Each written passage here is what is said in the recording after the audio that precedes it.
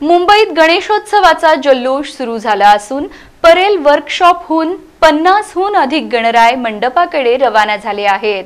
भक्तांची मोठी गर्दी आणि पोलिसांचा कडक बंदोबस्त यामुळे परेल परिसरात उत्साहाचं वातावरण आहे।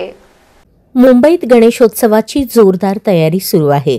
परेल वर्कशॉपहून 50 पेक्षा जास्त गणरायांच्या मूर्ती मंडपाकडे प्रस्थान करत आहेत।